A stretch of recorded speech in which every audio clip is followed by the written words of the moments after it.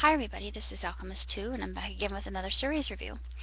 Recently I watched episode 2 of Broadchurch and it picks up from the pilot episode where it left off, and from the beginning we can see that Alex Hardy, um, he knows that Davy's death could not be a suicide because, first of all, this sort of thing rarely if ever happens in Broadchurch, and the community is quite rattled about it. And Davy's family, they're doing the best they can to cope, and they're finding it very difficult. And this is full of a lot of gritty, raw emotion. And from the very beginning of the series, we feel that Alec is very aloof and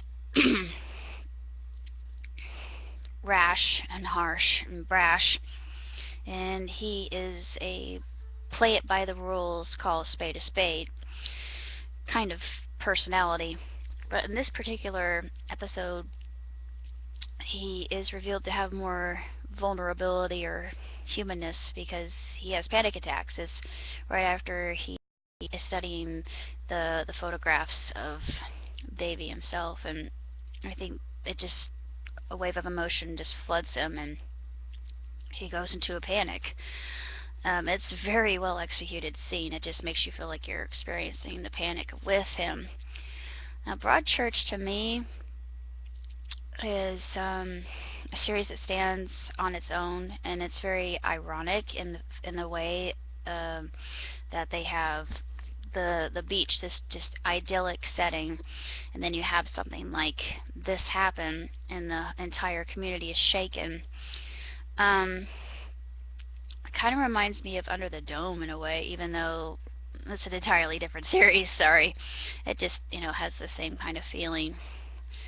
Under the Dome is more supernatural than this, but so far I've really enjoyed the series, particularly David Tennant's acting skill, and I feel like he's being pushed to his limit of his art, and he just does a stupendous job.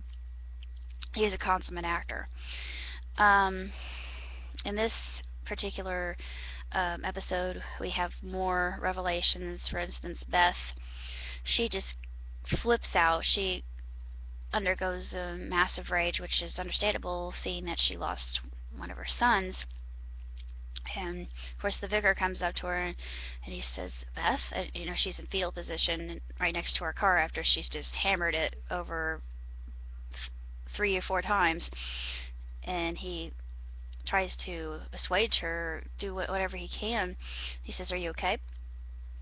And she just looks at him in utter desperation, and she says, "I'm pregnant." And I thought, whoa, I had to take a deep breath when she revealed that, because I know that's just going to add more trouble to whatever trouble that they have. Right, they have a lot of issues at this juncture in the series, and we learn that the daughter, innocent as she is, she really isn't, because she actually agreed to be kind of an intermediary in drug transport. And when she talks to the detective, the female detective of that police agency, she reveals this to them, and then she starts worrying about how much trouble she's going to be with her mother if she ever discovers this. And it was a Class C drug. I mean, it's cocaine, for heaven's sake. It's a Class C felony. She should have known that, but there's a lot of duality that's going on in this series, and it's very overt, and I think there's a lot of symbolism involved as well. This is really a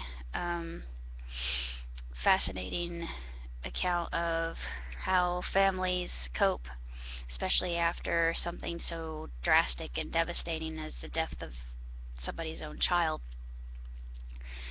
One of the children, the eldest boy, I do believe, or the next to eldest, he has been blogging some rather revealing information about himself, the family, his sister, and he decides to erase it because he knows that the the police department, they're going to come in and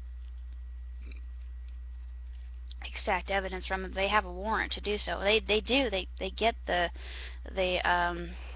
cookies, um, the tracking cookies off of his computer, and they're able to assess all the information that they've gotten from that, and it just does not look good at all.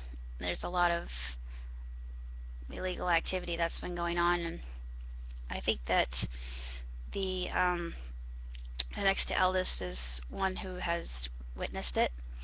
The young girl, um, she's not what she seems at all. As every character has kind of a facade that they wear. Just for instance, Alec, he comes across in the normal world or his regular life as just a hard ass who just wants to play by the rules and do everything by the book and doesn't really have any emotion, especially not toward anybody going through trials or tribulation. He's very direct, and he wants results immediately or as soon as possible. And I think that probably this particular case has gotten him over his head because they found money and they found that crack cocaine, and it's just becoming this whirlpool of one bad thing after the next, this domino effect. And I think this is what makes the series so darned intriguing and suspenseful, because you wonder what's going to happen next, and it just makes you wonder about the double lives that people have. And it's kind of like with Breaking Bad, or at least with what one of my wonderful friends told me about that series, and he said, you have to watch this at some point in time. I haven't really had time. I've been so busy with work and yada yada yada, etc., etc. But at some point in time I will definitely watch it. But I think you could equivocate the two, because you've got the main character who is a chemist, and in his spare time he makes methamphetamine to make ends meet, knowing that it's illegal, and should he be discovered, he'll be put away for quite some time. It's similar, but it's a different story. It takes place in a different locale, and there's a lot of irony involved, and it's very overt and crystal clear, the messages that they're trying to portray in this. And the one constant theme here is that of family, and then you have the law, and this whole idea of community within Broadchurch itself, and how it's been shaken of its faith, because you see that at the very end with the vicar and him asking the questions that philosophers have been asking themselves since time immemorial. And the question would be, why do good things happen to bad people? Why does God allow suffering in the world? I'm going to go out on a limb and say it's actually God's not responsible for that. It's not God's purview. It's human beings on their own accord can punish themselves. We get ourselves into trouble without being led into it. It's just like that shirt that says, lead me not into temptation. I can find it on my own. Yeah. Same general avenue that leads to nothing but destruction.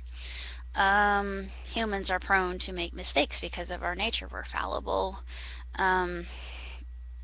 This actually reminds me of, I know it doesn't really connect, but there's a feasibility professor. Actually, no, he deals with probability, and I saw this in last night's episode of Through the Wormhole with Morgan Freeman. It talks about if you have a formula or an equation, you can actually predict the behavior of human beings. And yes, you can, because it's all numerical and you can compile the evidence for yourself. So you could actually predict an event before it happens, and maybe even put a stop to it, perhaps. It just matters how far down do you go to put an end to a particular event and kill it at the root before it spreads out and mushrooms. That's a good question. And it is a lot goes into that particular conundrum in and of itself. Can we stop something like that before it even starts or even has the possibility of beginning? I think the answer is yes, but more evidence is being compiled, more feasibility studies are being done, and probability tests and all that. And I'm glad I'm not in finite math, because it's so beyond my purview and my ilk and my ken that I can't possibly begin to understand those kinds of equations, because yeah, I just don't. I'm more into the realm of geometry, which is an entirely different branch of mathematics in and of itself, but I'm not going to go there. I'm sorry I got way off on another tangent. Tangent, that's funny. Mathematical humor. I'm such a dork, but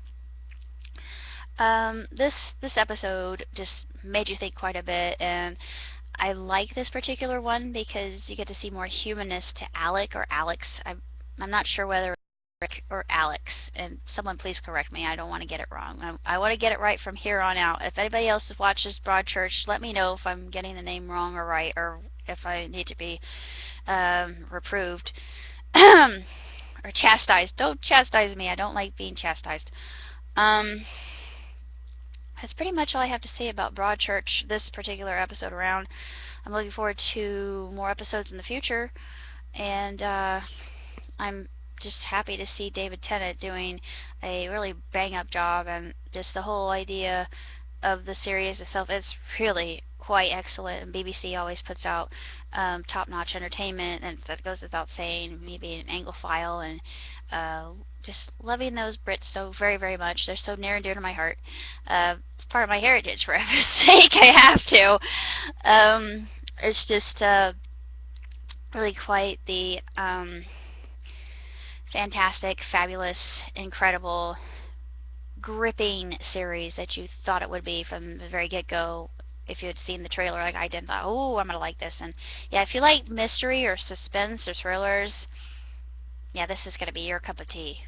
I guarantee that. And if you haven't watched it, just watch from the very first episode, because if you don't, you're going to think, what the heck's going on here?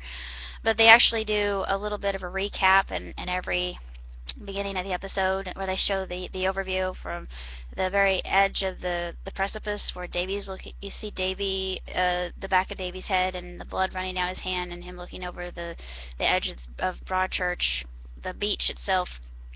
And it's just really quite a cinematic. I didn't want to say panoramic because that's different, but it's really it will transfix you from the moment that you first set your eyes on it.